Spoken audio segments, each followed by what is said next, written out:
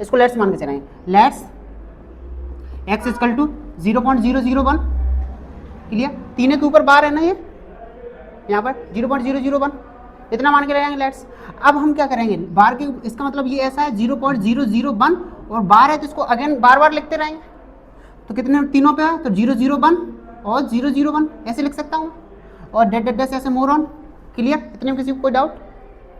अब बेटा हम क्या करेंगे, 10 से मल्टीप्लाई करेंगे पहले बोथ साइड। कितने से करेंगे, 10 से। हम करेंगे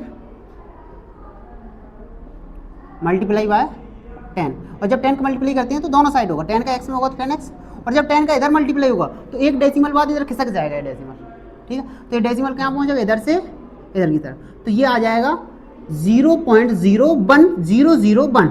समझ में आया आपको मोर ऑन, क्लियर। क्या हमें डेसिमल के बाद ये सेम जीरो दिख रहा है, मतलब डेसिमल के बाद सेम डिजिट है क्या, यहाँ पे 0 1 है 001 है, नहीं है डिजिट, तो हम एक बार 10 से और मल्टीप्लाई करेंगे।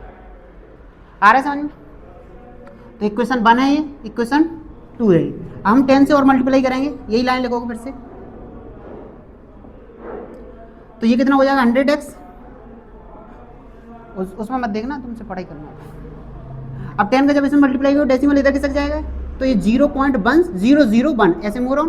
क्या डेसिमल के बाद सेम है क्या या कहीं पर भी नहीं है, तो एक बार और 10 से मल्टीप्लाई करेंगे, समझ गए। तो ये हो जाएगा, फिर से कर लिखोगे यही लाइन, मल्टीप्लाई बाय 10, जब 10 से मल्टीप्लाई होगा तो जब मल्टीप्लाई होता है LHS का LHS से होता है, RHS का RHS से होता है, 1000 से x हो जाएगा, ये डेसिमल इधर आ जाएगा तो 1.001, क्लियर।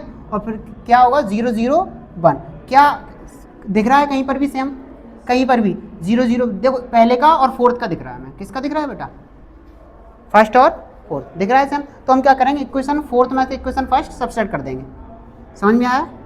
तो ऐसा करो, इक्वेशन फोर्थ में से माइनस करोगे क्या, इक्वेशन 1, क्लियर। ऐसा क्यों किया, ऐसा हम तब तक मल्टीप्लाई करते हुए चलते हैं 10 का जब तक कि डेसिमल के बाद सेम डिजिट नहीं आ जाए हमारे, समझ में आया। डेसिमल के बाद किसी भी इक्वेशन से अगर हमारे सेम डिजिट मिल गए फिर हम और आगे मल्टीप्लाई नहीं करेंगे। अब इसमें से जब इस 1000x में से x जाएंगे तो कितने बचेंगे, 999 और x।